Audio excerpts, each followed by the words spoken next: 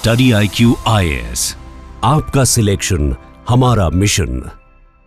नमस्कार दोस्तों, नया एजुकेशनल सेशन शुरू हो गया है। बच्चे नई क्लासेस में जाने लगे हैं। पेरेंट्स उनके लिए यूनिफॉर्म, बुक्स इत्यादि का इंतजाम कर रहे हैं। लेकिन मूल प्रश्न यह है, शिक्षक कहाँ हैं?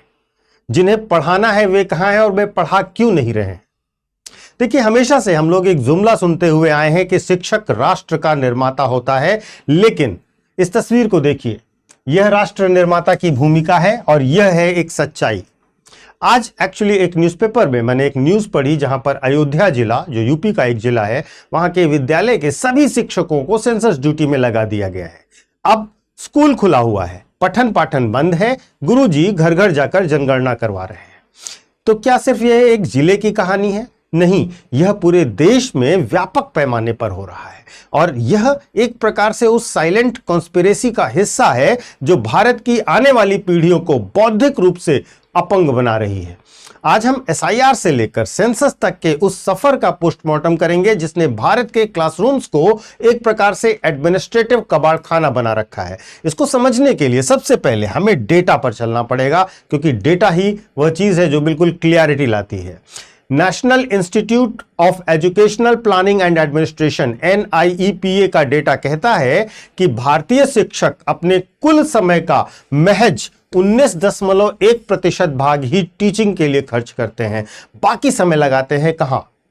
बाकी बचा हुआ 80.9% समय कहां जाता है? और वह जाता है जनगणना में, चुनाव ड्यूटी में, पल्स पोलियो अभियान में, पशु गणना में, स्वच्छ सर्वेक्षण में, मिड डे मील की ऑडिट करने में, और यहां तक कि हमारे देश में खुले में शौच रोकने की ड्यूटी तक में शिक्षक लगाए जाते हैं। यहां पर आपको लगता होगा यह मल्टीटास्किंग है। नहीं, यह मल्टीटास्किंग नहीं है, यह इंस्टीट्यूशनल मिसयूज है और इंस्टीट्यूशनल मिसयूज का एक क्लासिकल केस है।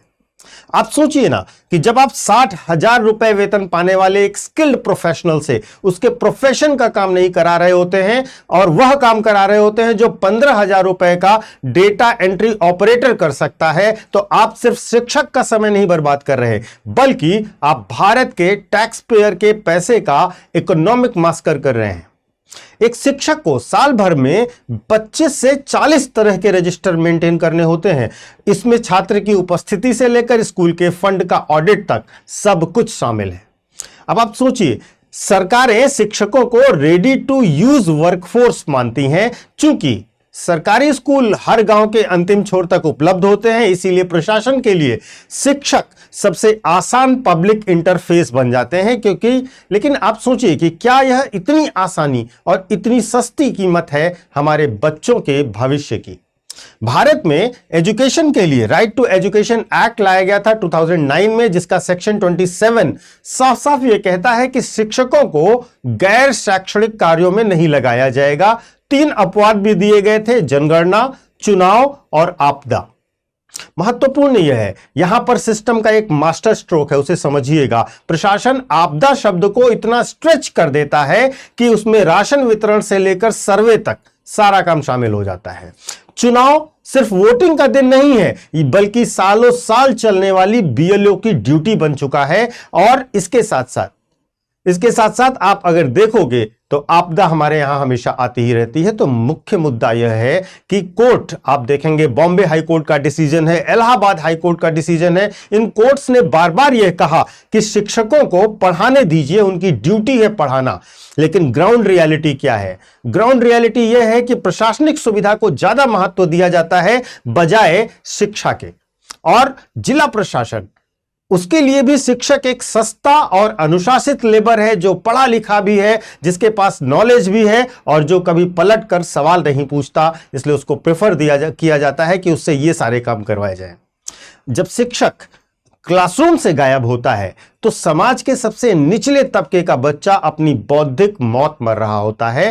जब आप कह सकते हैं एक लर्निंग पॉवर्टी के गैप से गुजर रहा होता है। ASER की जो रिपोर्ट है वह चीख चीख कर कहती है कि हमारे देश में 5वीं क्लास का बच्चा 2nd क्लास की बुक नहीं पढ़ पा रहा है। और यह टीचर एब्सेंटिज्म नहीं है, बल्कि यह सिस्टम इंड्यूस्ड एब्सेंस है, जहां पर सिस्टम उसे पढ़ाने ही नहीं दे रहा है। तो जब सरकारी स्कूलों का सिस्टम इस तरीके से कोलैप्स होगा, इस तरह से फेल होगा, इस तरीके से सिस्टमेटिकली उसे तोड़ा जाएगा, तो अब सोचिए क्या होगा, इसके परिणाम क्या होंगे। लर्निंग पॉवर्टी होगी, जो कोचिंग माफिया है वो एक्सप्लोड करेंगे, और साथ ही साथ प्राइवेटाइजेशन, सबसे बड़ा जो रिजल्ट होगा वो प्राइवेटाइजेशन होगा। वास्तव में सरकारी स्कूलों को इतना अप्रासंगिक बना दिया जाता है कि गरीब आदमी भी अपनी टोटल जमा पूंजी लेकर के प्राइवेट स्कूल की तरफ भागता है, क्योंकि उसे पता है कि सरकारी स्कूल के शिक्षक का मतलब है कि वो पढ़ाने के लिए आ ही नहीं पाएगा, वो पढ़ाना चाहेगा भी तो नहीं पढ़ा पाएगा। अब यहां पर समझिएगा, अन्य देशों में जो स्थिति है उससे आपको अंदाजा लगेगा कि भारत में शिक्षकों की स्थिति कितनी बुरी है। सबसे पहले मैं आपको एग्जाम्पल देता हूं फिनलैंड का।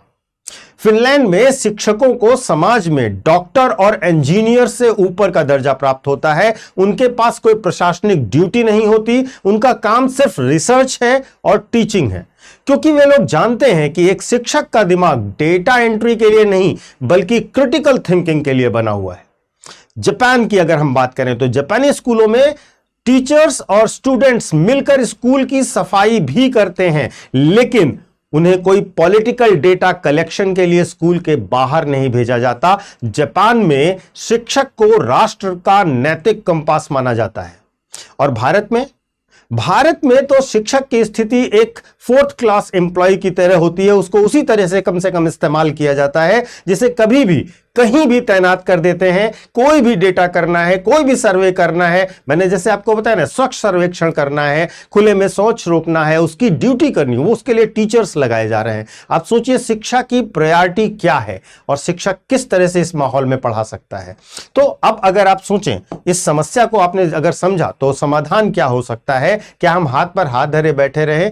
देखिए, सबसे पहली चीज है, सरकार को यह करना चाहिए कि जनगणना, चुनाव और इस प्रकार के जो महत्वपूर्ण कार्य हैं उनके लिए अलग वर्कफोर्स को तैनात किया जाए। इससे लाखों युवाओं को रोजगार मिलेगा और शिक्षक वापस क्लासरूम में जा सकेगा। दूसरा, एक तो डिजिटल इंडिया का बहुत बड़ा नाम होता है हमारे देश में। आप सोचिए, जब हम एआई की बात कर रहे हैं, डिजिटल डेटा की बात कर रहे हैं, तो शिक्षकों को घर घर जाकर रजिस्टर क्यों भरना पड़ रहा है?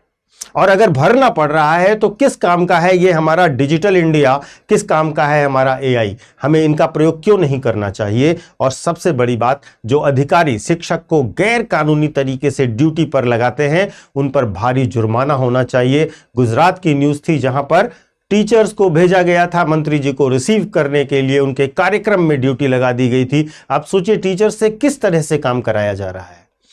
अब अगर मैं बात करूं तो अयोध्या का ही अगर मैं केस लेता हूं तो अयोध्या में जनगणना की ड्यूटी पर लगे हुए शिक्षक शायद अपना काम बहुत ईमानदारी से करेंगे, डेटा भी बिल्कुल सही एक्यूरेटली फीड करेंगे, लेकिन उस डेटा में उन बच्चों का जिक्र नहीं होगा जिनकी एक पूरी पीढ़ी अनपढ़ रह गई, क्योंकि उनके गुरुजी घर घर जाकर लोगों की उम्र और जाति पूछ रहे थे। अंत में सरकार को एक चुनाव तो करना ही होगा।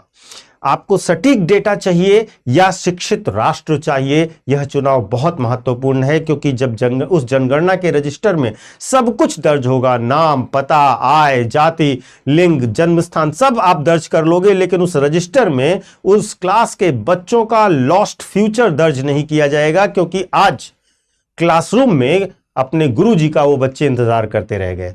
यह सिर्फ शिक्षकों की लड़ाई नहीं है, इसको आप केवल शिक्षकों की बात मत समझिएगा, यह भारत के भविष्य की लड़ाई है, यह पूरे एजुकेशनल सिस्टम का मामला है। और इसी वजह से मैं आपके सामने लेकर आया हूं। अगर आप मानते हैं कि शिक्षक का स्थान क्लासरूम में होना चाहिए, उन्हें उनकी जो ड्यूटी है वह निभाने का पूरा मौका दिया जाना चाहिए, क्योंकि वे वास्तव में भविष्य के निर्माता हैं। तो इस वीडियो को जरूर शेयर कीजिएगा, और इतना शेयर कीजिएगा कि यह नीति बनाने वाले लोगों तक जरूर पहुंचे। शिक्षक का दर्द महत्वपूर्ण है, और यह समाज को समझना होगा कि किस तरीके से हम उनके साथ न्याय नहीं कर रहे हैं। मैं आपको अपने सोशल मीडिया हैंडल्स बता देता हूं। यूपीएससी मेंटोर पंकज सर के नाम से आप मुझे कनेक्ट कर सकते हो इंस्टा और टेलीग्राम पर। यहां पर आपको मेरे सारे वीडियोस के लिंक मिल जाया करेंगे।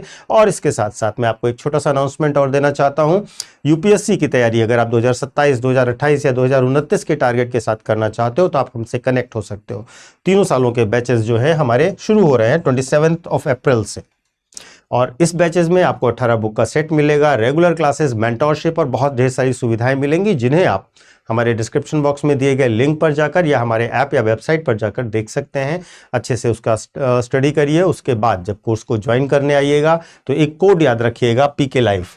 इस कोड को लगाते ही आपको मैक्सिमम डिस्काउंट ऑफर होगा हमारे हर एक कोर्सेज पर, और हमारे कोर्सेज हिंदी में, इंग्लिश में और बाइलिंगुअल अवेलेबल है। आपको जिस भी माध्यम में करना है आप ज्वाइन कर सकते हैं। Thank you so much. Study IQ IAS, आपका सिलेक्शन हमारा मिशन।